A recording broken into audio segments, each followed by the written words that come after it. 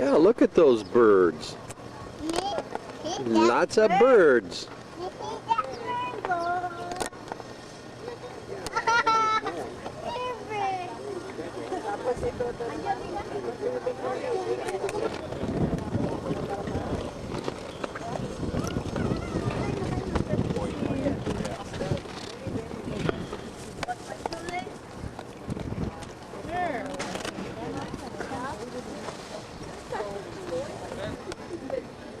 What are you mad about, Andy? There's Andy thinking seriously. And there's Timmy looking funny.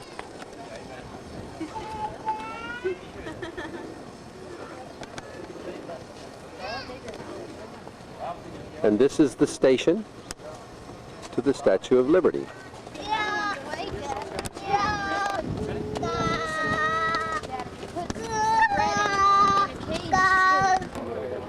In the distance we can see the Empire State Building, and swinging in this direction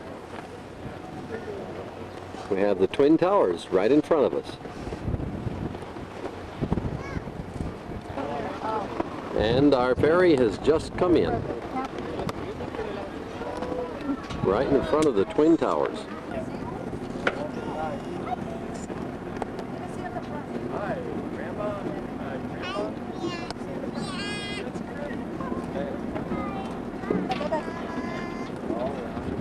The information desk on the main floor.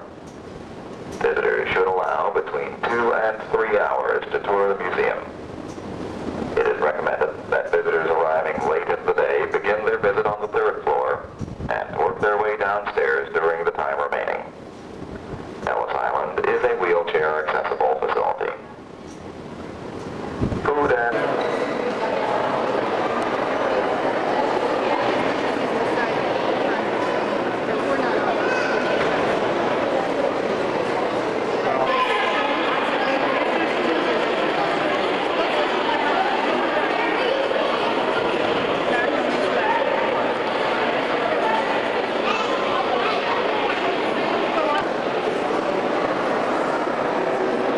This is the Ellis Island main building, which has been restored. Couple steps yet? I'm at the Italian guy. Oh, okay, you're close.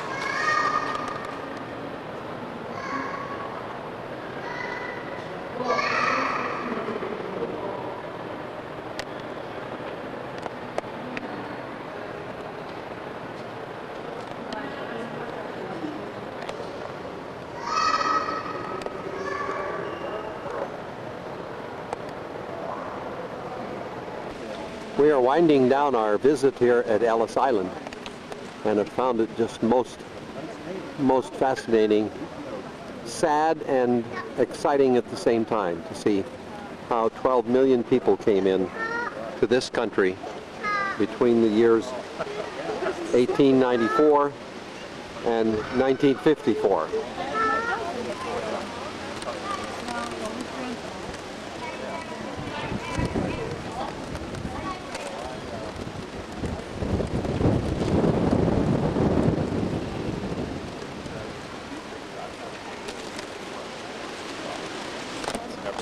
Yeah. There's somewhere back far enough, I would think that there's a connection. But back in Europe, they'd have to make the connection back in Europe. So, yeah. Except there was another brother came to the United States. And I haven't been able to really track that. That's interesting. At a different, they came at a different time. But there's the name shows up in the Illinois records. So if it did, they may have come together or close to coming together. So there could be a family connection. Well, here we are on a very windy afternoon at the Statue of Liberty, Liberty Island.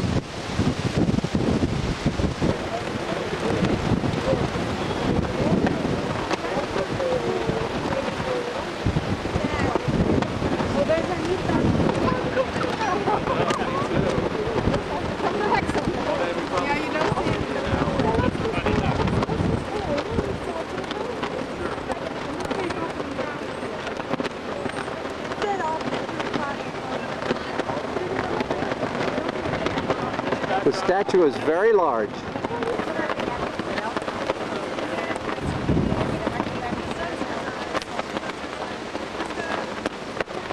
And there they are in front of the New York skyline.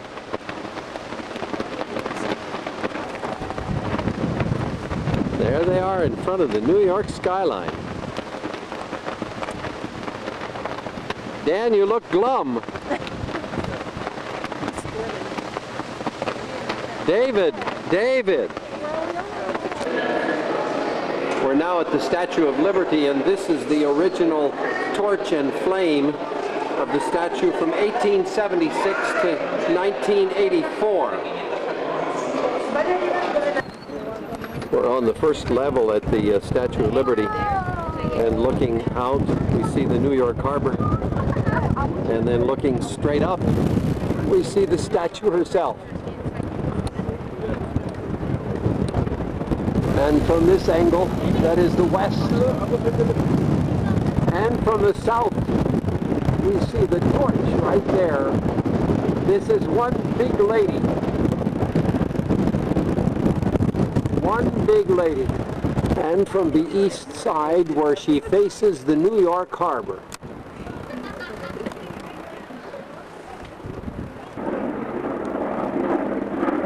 And there she is from the lower platform.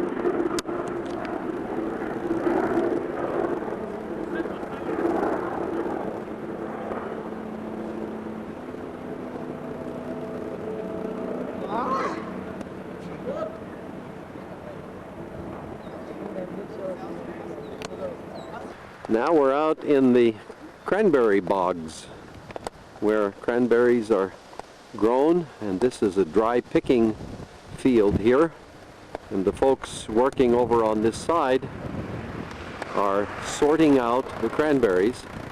It has to be done with great care so that the cranberries are not bruised, and all the sticks and twigs must be pulled out.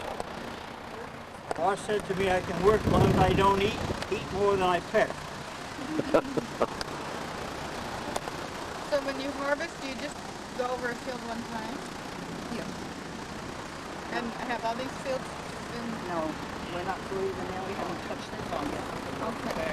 So those berries are down in On the vine. on the vines. They're not easily seen in all these That's fields. true. Down, that much from the top.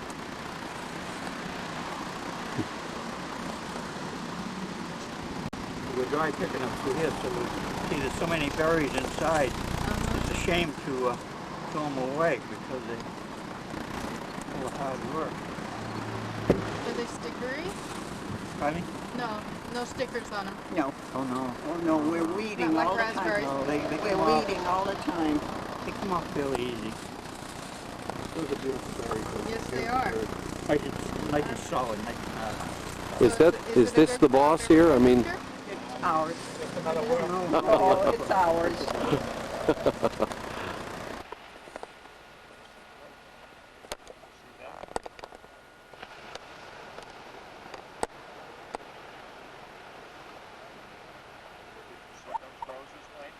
yeah, they're really something.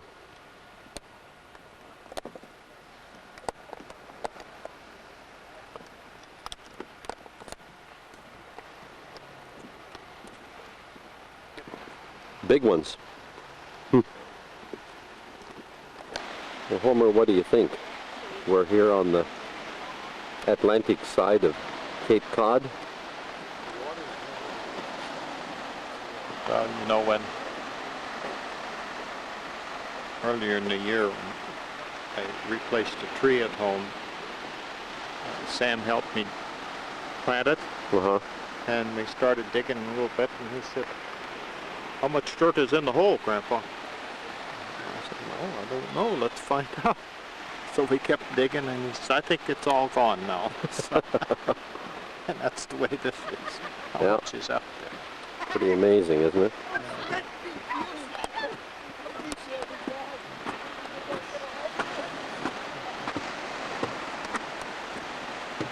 So how quickly does it drop off? Little dog has having a lot of fun down there on the beach. It drops off very fast. Right here where you see the lighter colored sand, and then you see a little dark, and then it just drops right down maybe, well, it looks to me like 15 to 20 feet. It's just a beautiful, beautiful evening out here tonight. When you go out further, how quickly does the ocean itself drop down? That I do not know. The Eastham Lighthouse was built late in the 1800s, and it was moved 2 times, about 50 years ago, and then just a few years back it was moved 500 yards back from the beach because the beach is eroding so fast, and they're concerned about its safety. But it continues to work.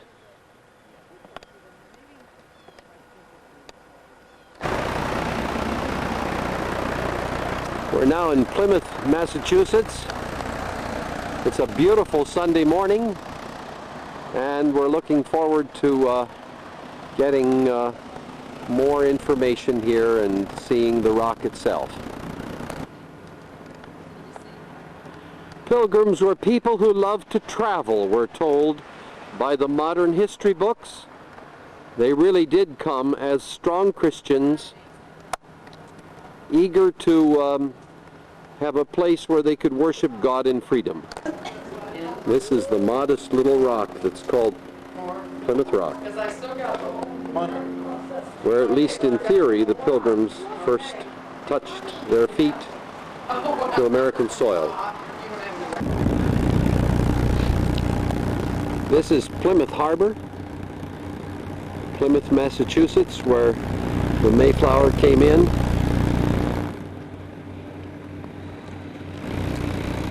Over there is the rock, and coming around you see the city that's been developing around Plymouth. Yeah, it's kind of interesting if you want to get a real good idea of how the pilgrims live. And then there is a replica of the Mayflower. A tiny little thing coming across a great ocean.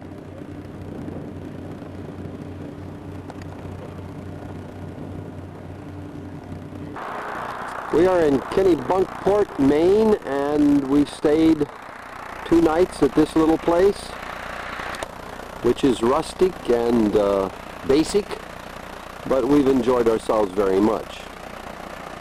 The owners here are hard-working people. They have a Russian woman here helping them for a couple of days, for a couple of weeks, and she's going back to Russia today, and the woman who is the proprietress here comes from Germany and from a Reformed background in Nuremberg. Oh, I think they do. I think so. That's enough.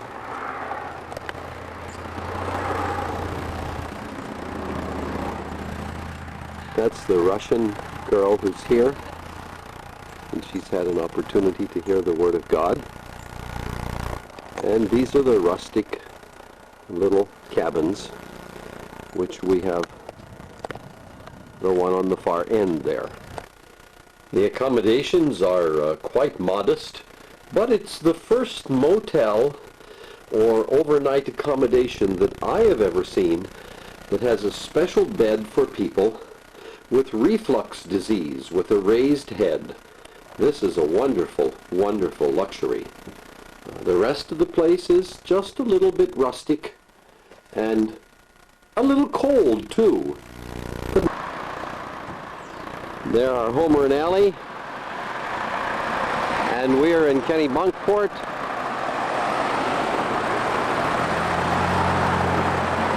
And across the street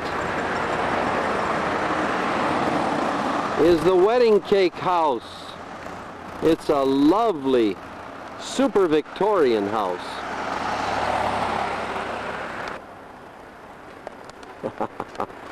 What a lovely place.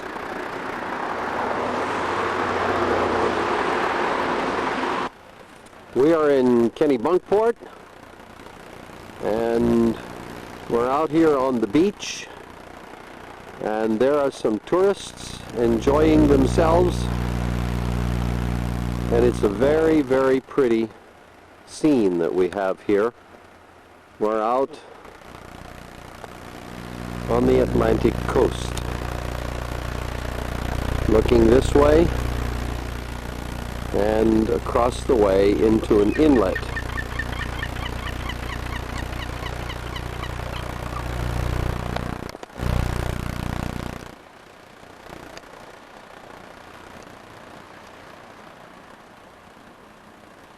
With a seagull enjoying his supper. We've had gorgeous weather on this trip.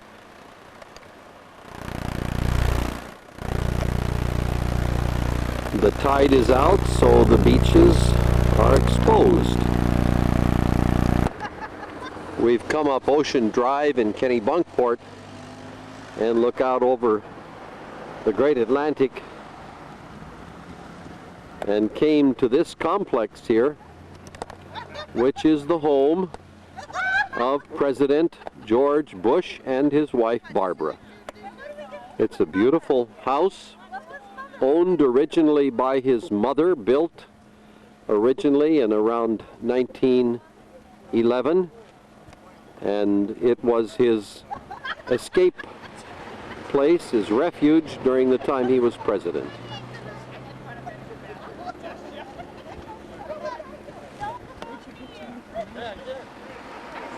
We're in New Hampshire, and we're in search of color.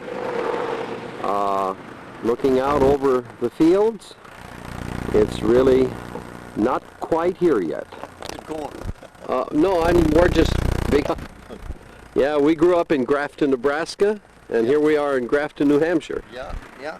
And you don't think there'll be much color this year? No, I'm afraid not. Because you had an ice storm.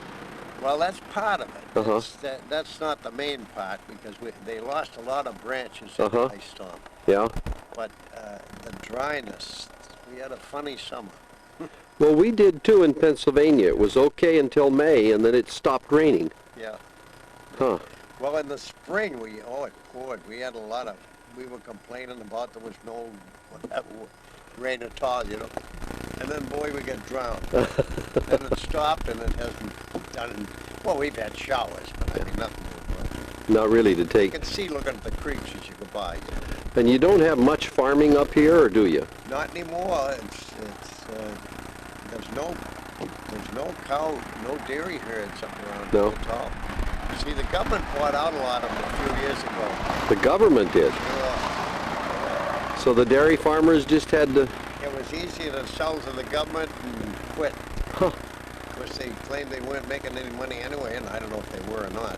But, yep. Well, thank you very much. You're entirely welcome. All right. Good luck on your trip. Thank you. We have people up here from Pennsylvania. Take care. That little store down here is from Philadelphia. Really? Yeah. Take care. And there's a tourist taking a shot.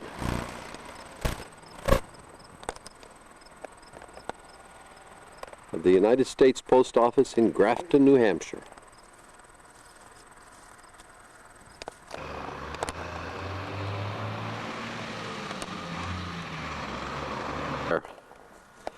Right here in Grafton, New Hampshire. Ally's in the shade.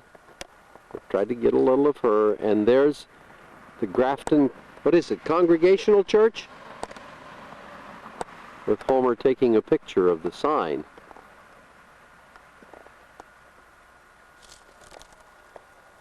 What does the memorial say? If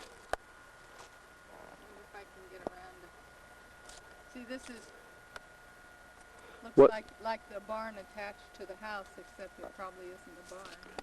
What does the memorial say there? It's the World War veterans. Uh-huh.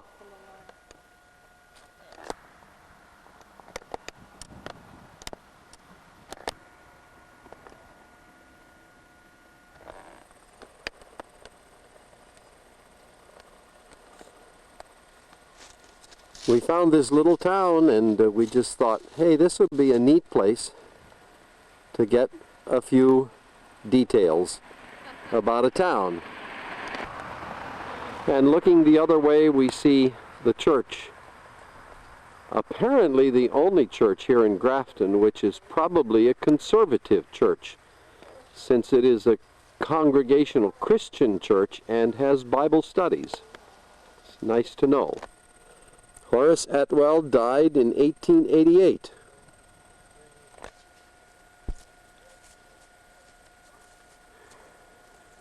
(1760 to 1840). There was great sadness in this family. Mary and Bertha, who were 13 years old and 3 years old, died on the same day in 1859. Eveline died less than a month later, a little over a month later. Lafayette died nearly 5 years later, at 1 year and 2 months. My, what a sad family. The children of John and Elvine Martin. We're still in where, sir? Canaan, New Hampshire. Where was that? Canaan, New Hampshire. Okay, and that's a beautiful view behind us there. What lake is that? That's Canaan Street Lake, and the mountain behind it is Cardigan Mountain. This is the meeting house, the old meeting house, erected in 1793 as a replica of a meeting house somewhere over in Maine, correct? Is it Elma? Elma, Maine, I think the gentleman told us, yep. Let's go inside and see how they are refurbishing this.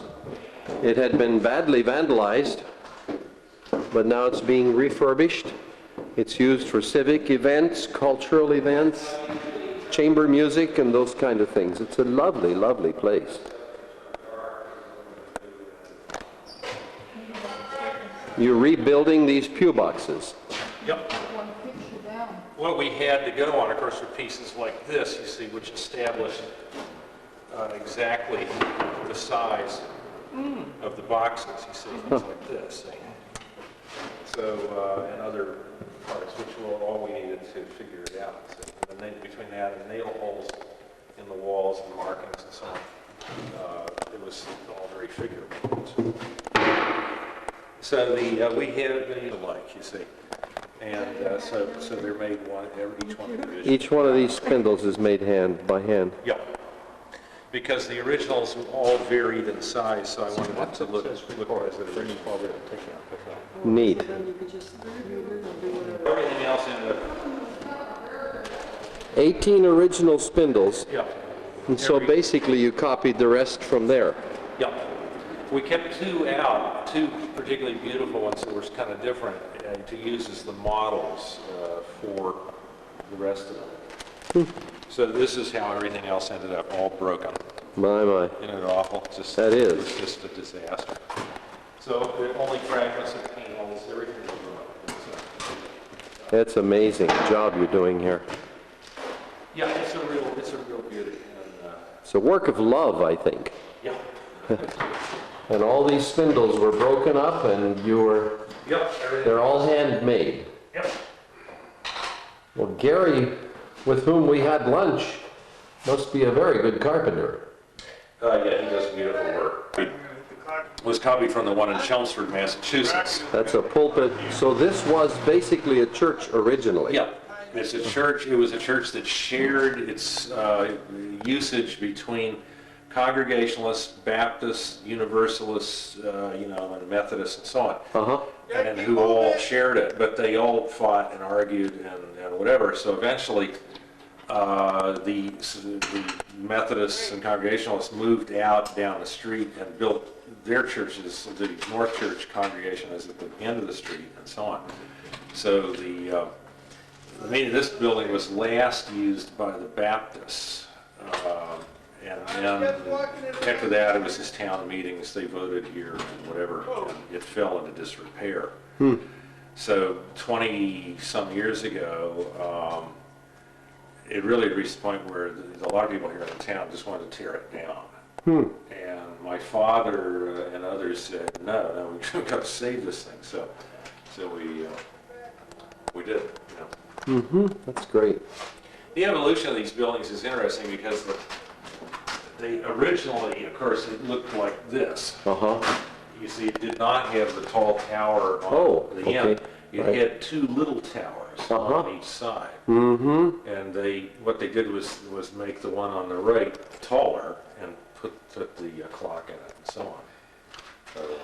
So, Major refurbishing is going on the outside here too, as well as the inside. It seats about 300 people. It's a lovely, lovely old building. We are now in Vermont. And looking out over the countryside, it's very, very beautiful. Yep, it is.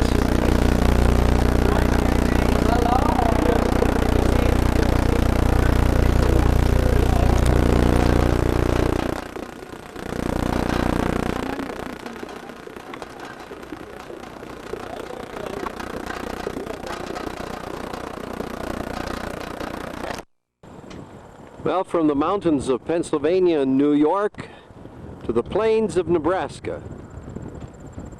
Here it is, already October the 22nd, and actually it is the 22nd, and I just flew into Nebraska this morning and had the afternoon free, so I decided to come to the new SAC Strategic Air Command Headquarters Museum.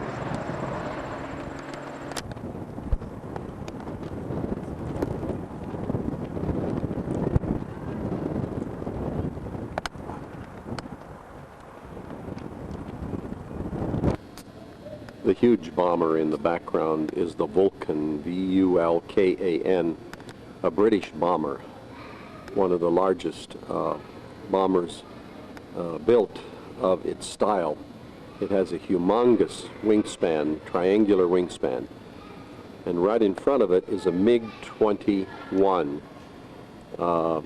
More of this particular model of plane was built than any other fighter plane ever.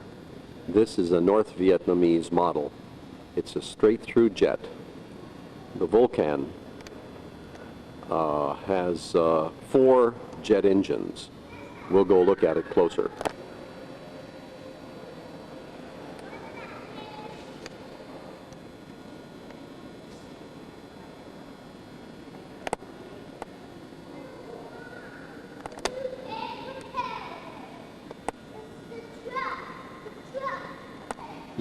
This is the British Vulcan, and just to see how huge this is, just to walk underneath it, you get an idea of the wingspan that goes way out there. To walk underneath it, feels like you're underneath a building. It's so huge.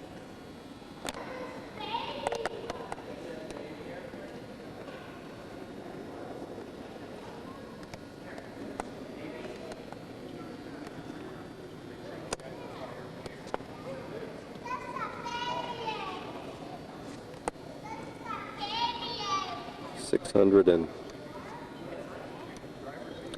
45 miles an hour. with the 21,260 pound missile or bomb load.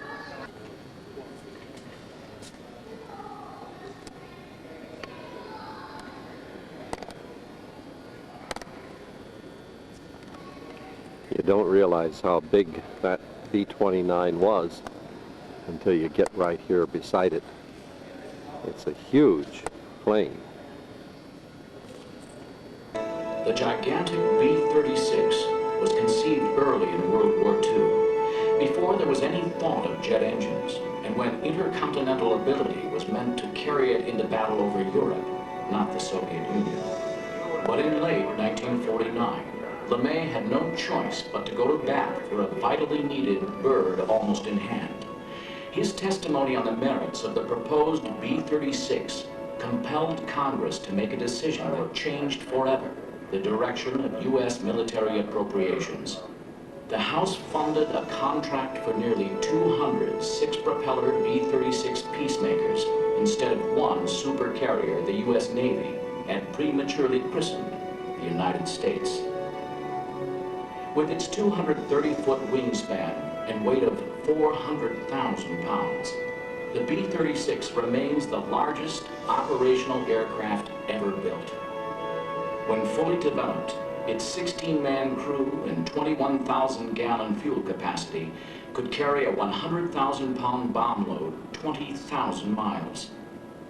Yet despite the addition of 4 jet engines, a total of 10 engines in all, a remarkable ease of handling, and impressive records for distance flights, the B-36's reign as SAC's deterrent bomber of choice was short-lived. By 1954, LeMay himself confessed that SAC's nearly 350 magnesium monsters were obsolete.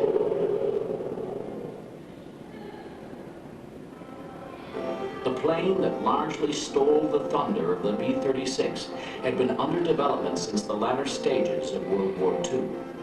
Literally half the wingspan and weight, the B-47 Stratojet had 6 jet engines and swept-back wings, adopted from German technology that gave it an unexcelled speed of 650 miles per hour.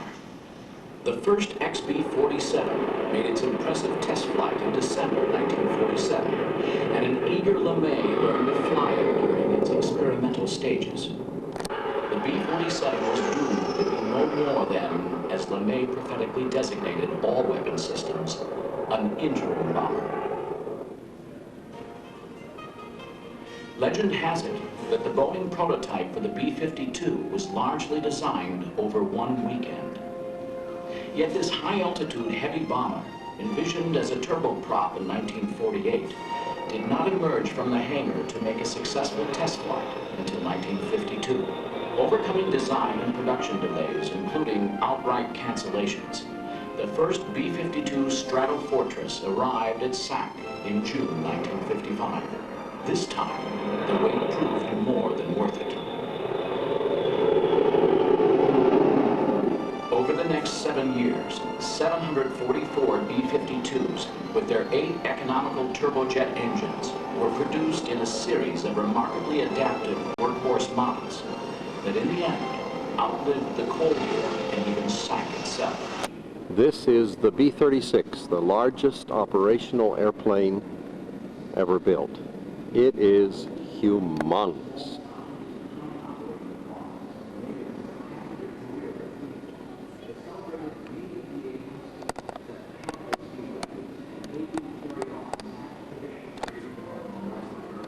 And that's the 28-cylinder reciprocal piston engine used in the B-36 and in the B-29, and it has one single crankcase, one-piece crankshaft all the way through. What a complex machine this was.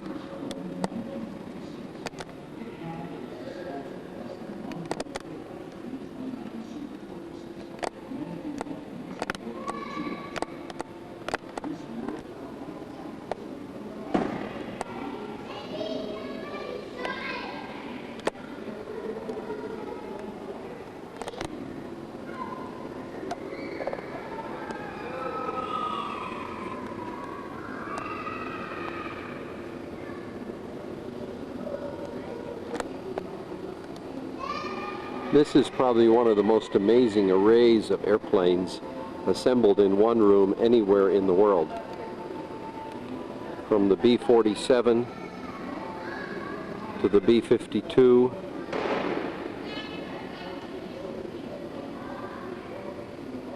to the B-36 and other assorted airplanes. Just an amazing shot. And all above that is the U-2 spy plane. Dale Robbins, right? That's right. Yep. Clean up the mess.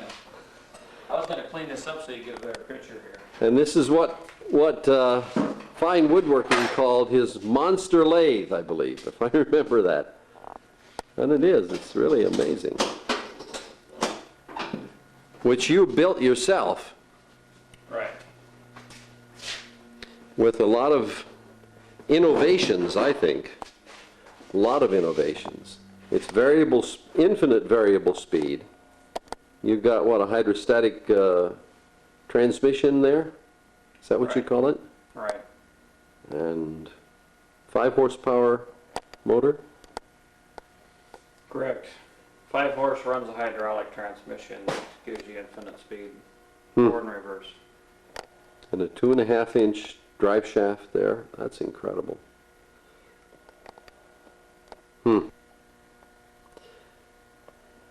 Yeah, I'd like to start a wood turning club in my county, but I just don't have time.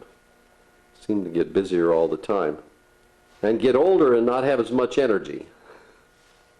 On transmission parts or shafts, and I designed the faceplate, and then he would actually machine it. I actually made a dummy shaft because the threads are so precise that he had to mount it and true it on a dummy shaft so then it would go on the lathe. Uh-huh. Huh. This is kind of one of my better ones. The design is countersink, so you don't have to worry about a flat bottom. Oh, yeah. That holds it off the wood. Hmm. You've got a million possibilities for screws. They get pretty rusty and dirty, but they work very well. And some of these are for the much heavier stuff. I really like your spur there, that big one. Here? Yeah, I like that one. That's neat. You had somebody machine that, I'm sure. And all of that fits right on the screw on the end of your Right. 2.5-inch shaft there. Yeah, that goes right on there. That's not 2.5 though. No, the shaft is 2.5. It's You have it reduced down? 1 inch. Well, yeah, there had to be a shoulder here. It indexes on the that's shoulder right, and that's stops right. here. Okay. So I put a faceplate on it off 100 times and it fits perfect. Mm-hmm.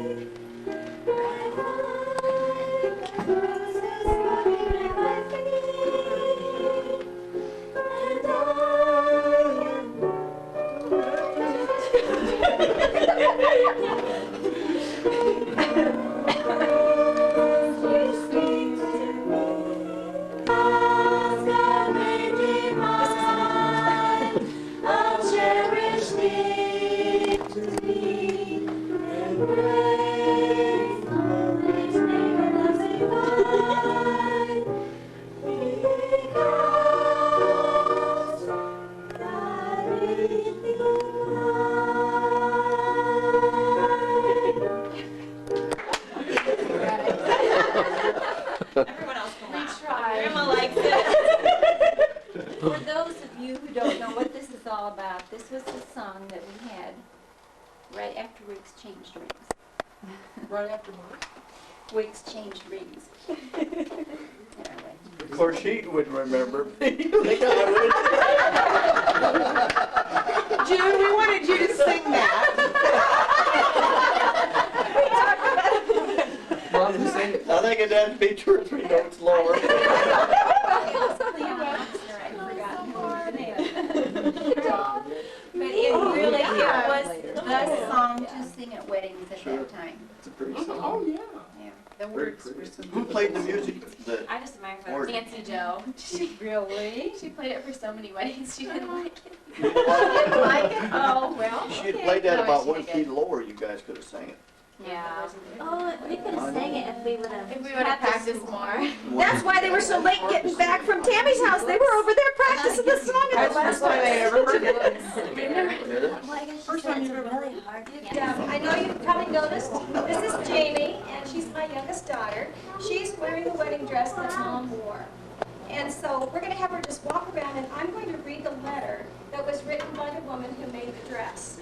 This woman, her name was Flossie, and she is Becky's grandmother. And Becky, stand up just so you know who they are. Becky's the only one who could be here from the family. And it was her mom who made the dress for Mom. My mom. So, yeah, for Grandma. So anyway, Jamie, if you just want to go ahead and walk around, and I'm just going to read this because it sure tells a lot about the story.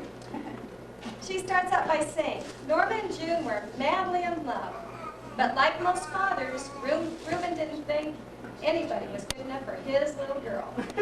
And you know, she was the only girl in the family. The whole family thought that June was really nice, but Reuben wouldn't give his permission for them to get married. Norma was working and living in Lincoln, and she wrote me a desperate letter and asked me what to do. I wrote back to her and said to plan her wedding anyway. Reuben said he would not come to the wedding, and she was brokenhearted. I wrote that her dad would come to the wedding no matter what he said. He not only came to the wedding, but he ended up thinking that there was no one nicer than Earl Elly Jr. Okay, now this is about the dress. Norma and I went to Lincoln and looked at wedding dresses, but they were way too expensive. So we decided I'd make her dress. Over lunch, we talked about what she wanted, and then we went shopping for a pattern. I designed a dress as she wanted it, and it took 2 different patterns. She wanted lace and satin and a long train. We searched for just the right lace and the satin with the most sheen. When we got the bus back to Grafton, we were tired, excited, and happy. I had one room that I used for my sewing room, and the next time Norma came, I pinned the patterns together and I fitted them to her. It took some adjustments to make the 2 patterns fit together and to take in for her slender body. That was the easy part. I put sheets on the floor and I spread the material out to lay out the pattern. Then came the nerve-wracking part, cutting into that expensive material. I basted it together and then we had a fitting. At every fitting, Norma was a little thinner, but finally the dress was almost done, except the hem and the long train. I had just one day to finish the dress, and it started snowing. I started the hem by hand. I only stopped to feed Carol, Barb, and Bob and put them down for their naps. The faster I worked, the faster the snow came down. It got dark and the radio station signed off the air, but I found a cowboy and western station from Texas, and I sewed till daylight. And I got the last stitches of the hem done. As I put out the lights to get a little sleep before the kids woke up, I looked out the window. I couldn't believe my eyes. We'd had a blizzard and the drifts were higher than me in places. We were definitely snowbound.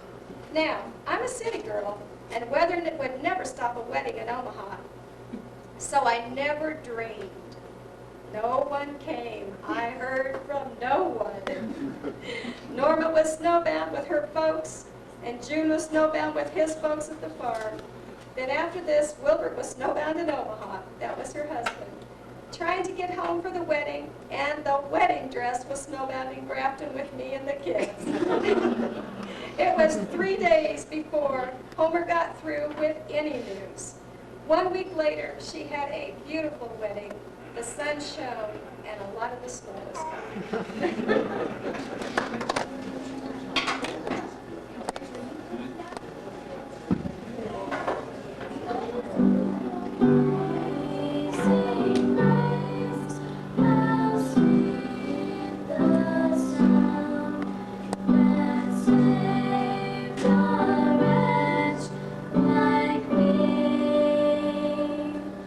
I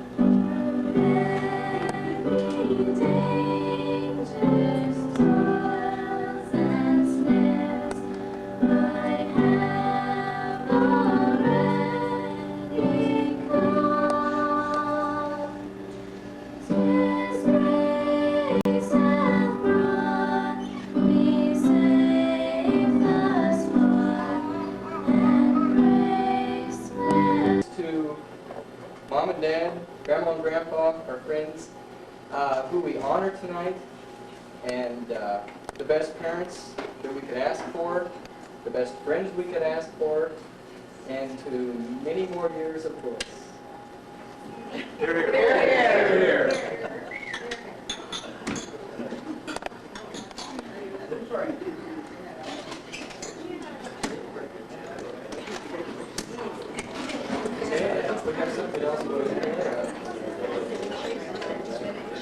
All right, now, a word. I'm just so glad everybody came. That you really made the effort to come. Thanks a lot. And snow. And it could have. You remember what happened a year ago here. Yeah, we like 26 inches of snow. Thank you everybody for coming. We appreciate it.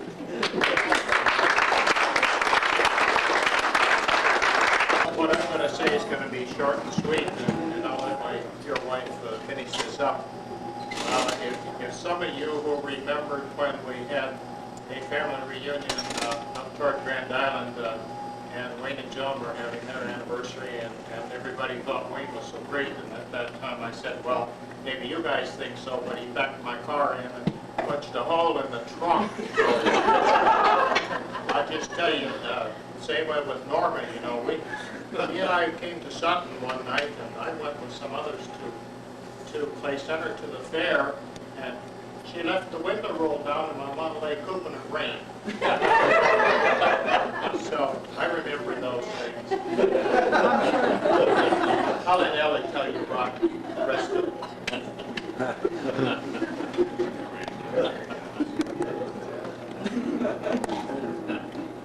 I'm going to be real kind to her because she told me that whatever she wanted, she didn't want to be embarrassed tonight, so I'm not going to embarrass her.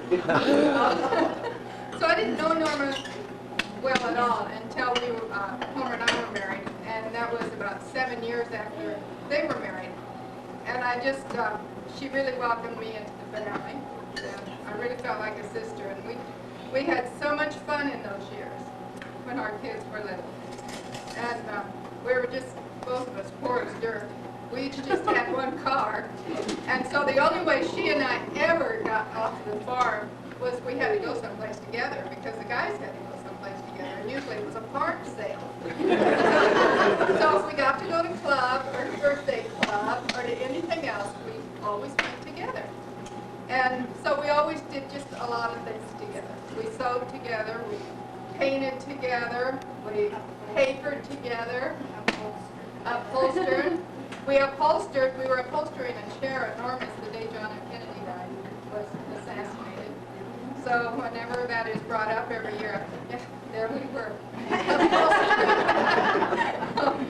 And another fun thing, which Linda will probably remember, the little school in Grafton, it's coming this time of year, they always had a Halloween party. And I think Linda's class was the first one, wasn't she, that you guys started that. And then from, I don't know, do they still do that in Grafton? And there's some others here that remember those parties, and that was always a fun time when we got together for all those years until the kids were out. So we always celebrated everybody's birthday. We always had dinner grounds on Sunday. And so all those years we really had good times. But then pretty soon I went to work, and then she went to work, and then the kids left home, and then it was weddings, and then she was working even crazier hours than I was working, and we kind of lost track of each other for just a little bit.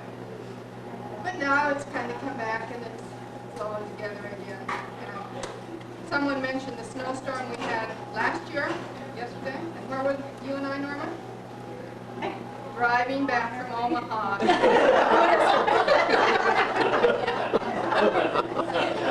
And June was sleeping in the pickup in Fairmont waiting for us. So it's been nice to be in the family.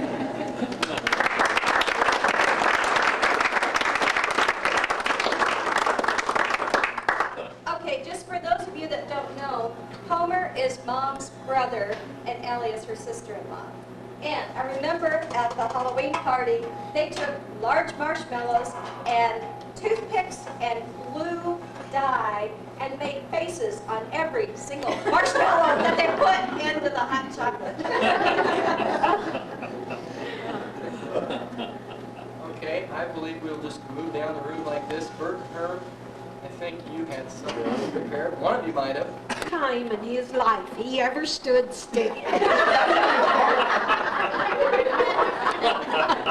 He was always one to be bothering somebody. And I always felt so sorry for Norm because I figured she could never put up with it.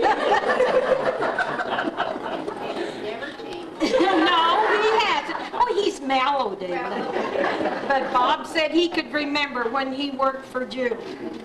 They would change pipes 3 times a day. Well, June had a special way to wake him up in the morning. It was either a firecracker under the porch or else it was cold water thrown on it. But I remember when our kids were growing up, there were 4 couples. Well, we didn't have money to do anything. We had our families. So we would get together on Saturday night. We'd take our kids. They got tired, we'd stick them in bed, and we would sit and play cards. And that was the only really entertainment we had. But we had a lot of good times. Yes.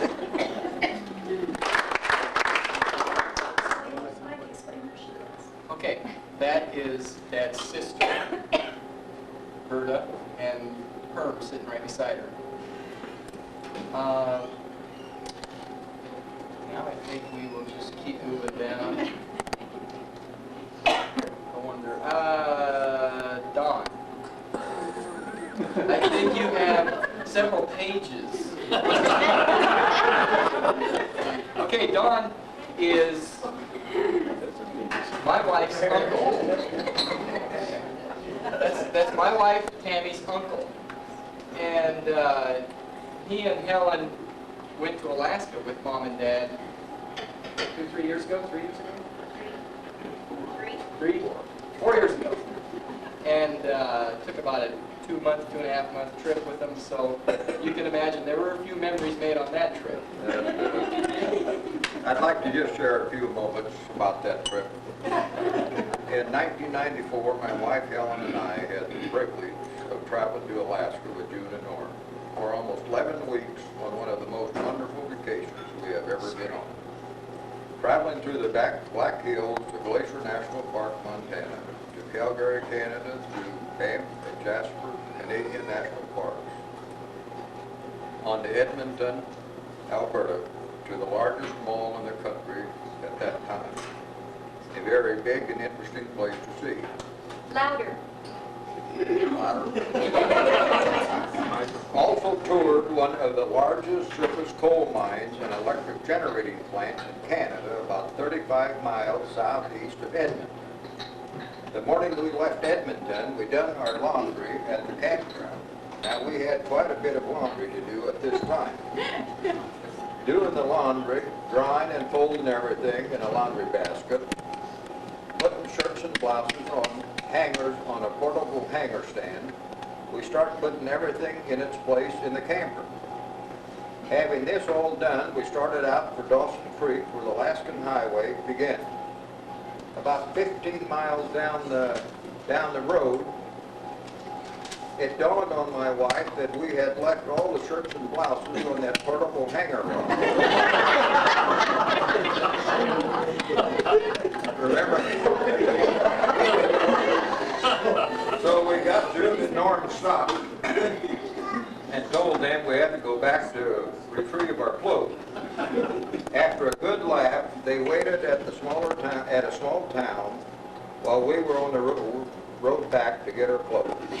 Like my wife thought of the clothes, or we might have been blouseless and shirtless. So if you are ever in Watson Lake, look us up and put up your own sign. At Watson Lake, I noticed some of my covering was tearing and the front of the fifth wheel was sagging a little on each side. June and I decided we better figure something out or it might not make the trip. So we decided we would screw a 3/4 piece of plywood to the bottom side for added strength. So we found a lumber yard and bought plywood, screws, and they did borrow us a saw and an electric drill. Spent an extra day in Watson Lake overhauling, and it worked. Made the rest of the trip without a problem. Thanks to June for some good ideas and help to get plywood screwed on. From there on to Whitehorse, Canada, Tok, Alaska, and Fairbanks, a trip to the Arctic Circle, a boat ride to an Indian village on the Great Yukon River, from Fairbanks to Denali Park, and a view of Mount McKinley. From there to Anchorage and Homer. Halibut fishing, with June catching the biggest one, a 79-pounder. Spent 10 days at Sedona on the Kenai River salmon fishing, digging clams, and sightseeing. Spent 3 or 4 days at Valdez, boat ride to Columbian Glacier, touring Alaskan pipeline and storage tanks and docks where the super tankers are loaded with crude oil. On the way home, we stopped at Dawson City, Yukon Territory, and got an idea of what the gold rush days must have been. From there back to Whitehorse and the Cassiar Highway to Vancouver and a visit to Mittner's Garden, Flower Gardens. Seattle, Washington, down the Oregon coast to Northern California to the giant redwoods, and to Interstate 80 and home. What a wonderful trip with a grand old couple to travel with, entertainment all the way, and lots of evenings spent playing cards and relaxing, talking about the beauty we had seen. We treasure all the time and laughs we spent with June and Mom. May the good Lord bless them and their families on this special day, their 50th anniversary. We congratulate them and wish them many, many more. Thank you. Well, I'd like to congratulate you guys on your 50th. Not too many make it. I just got a little short one to tell. Last year we were down and visited June and Norm, and we went to Sedona, and me and June decided that we're going to be real good husbands and buy our wives something. I bought her a bracelet for her anniversary, and I think June bought the bracelet for her birthday in May, Started too. out, Norm bought Tammy one because she lost hers for her birthday in May. So anyhow, we bought them and hid them, and we come home, and Linda was talking to Norm on the phone, and this is after her anniversary and their birthday, and they said, didn't them guys buy us something? So Linda jumps to me, she says, didn't you guys buy something when we were over at Sedona? We seen you over there by that jeweler, that gal looking at stuff. I go, oh. Well, the anniversary went past already. And I said, yeah, I did, and Norm's birthday went past. So anyhow, I start looking. It took me 2 days, and I did find the bracelet that I bought her. But June, it took 2 months. Well, he found his, and that was when he decided to go to South Dakota fish, and he put his coat on, and here that bracelet was So both of them had a belated birthday and anniversary present. Yes, she has it on her arm tonight. Tammy just lost hers. No, I still have it. And then another time, was this last January when we were down there? Of course, June makes you wait and wait and wait for everything you want. And I'm a rock hound, and I said we have to go look for rocks because we had driven down. And I had a lot of room to bring rocks on. And the last day or two, we went rock hunting, and he was just, for somebody not wanting rocks, he just loaded that trunk up. And I said, Darcy, I can't take all these rocks home. He said, who said they were all going to go home? So he's got a bunch of my rocks and put in his trailer. Now he's collecting rocks. But we always have a good time when we go there. We'll probably be back. So we do wish you many more years. Thank you.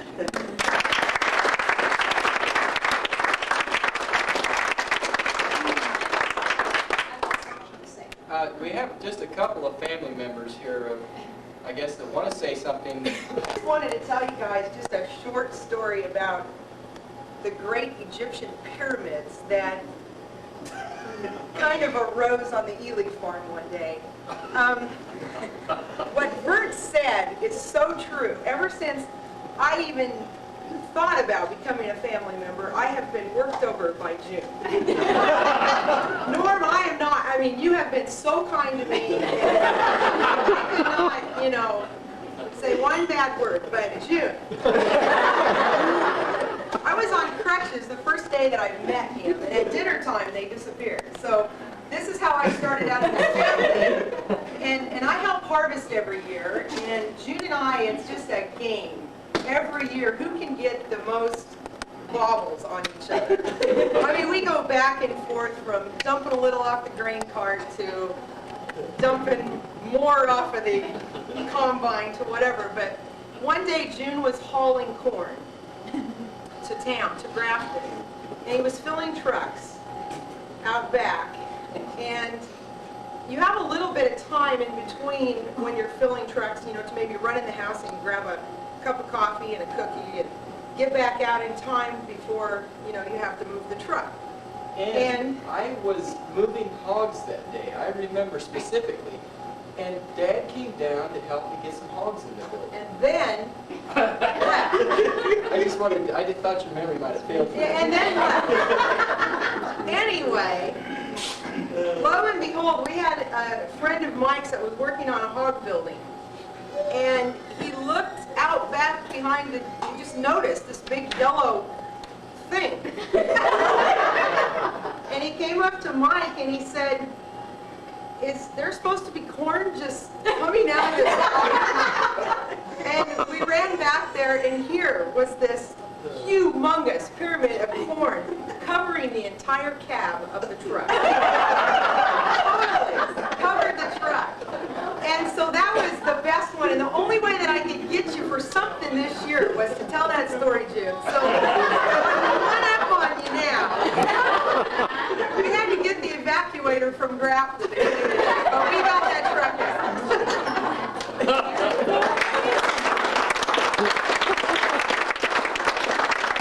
But there's some little white cards on your table. Those are for you to just write a short little note to Mom and Dad. We're putting together a notebook. If there's anybody who just has anything they'd like to say to Mom and Dad, please just write on those and put them up there on the counter for us. That's what I was going to say. And I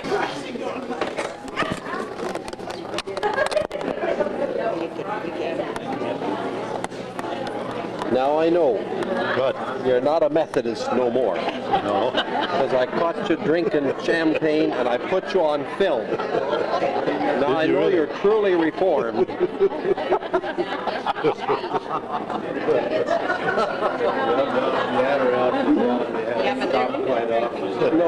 I didn't do that.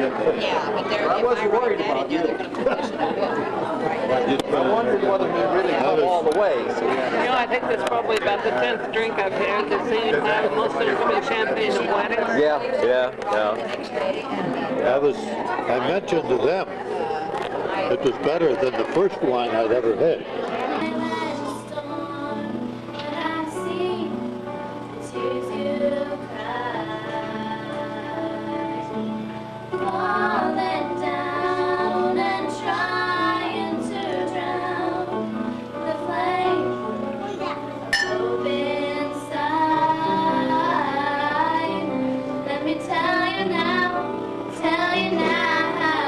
When you're walking in the dead of night, your soul is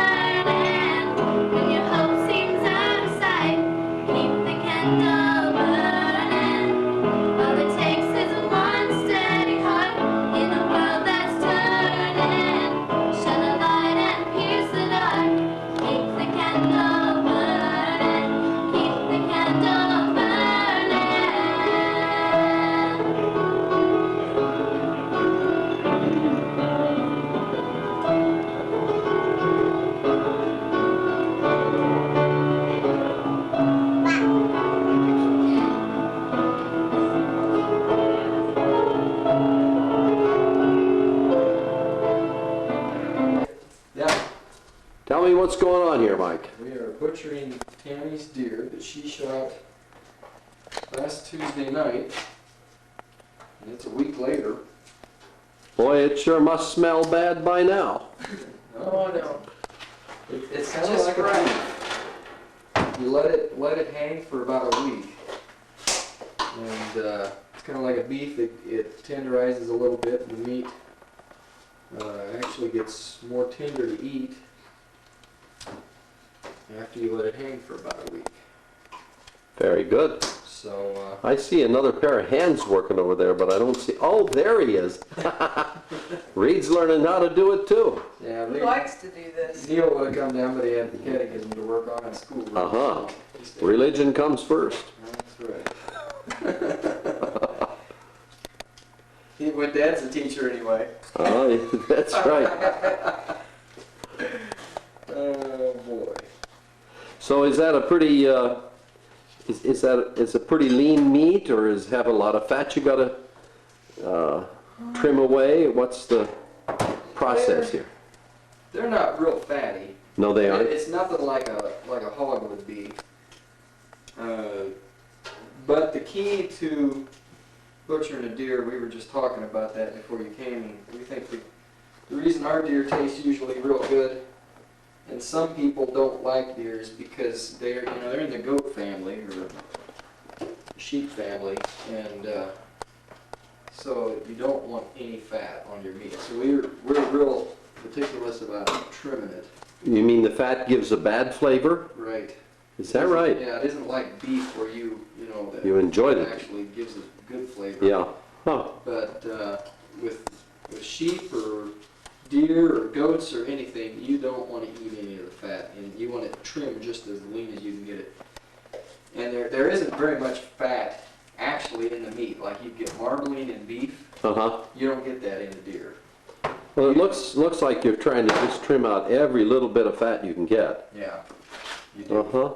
And if you just look at the meat here, it's just, there's no fat in there. Uh-huh.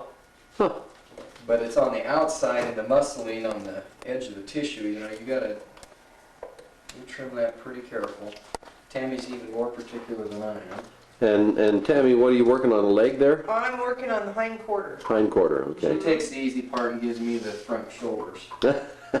I get the good meat.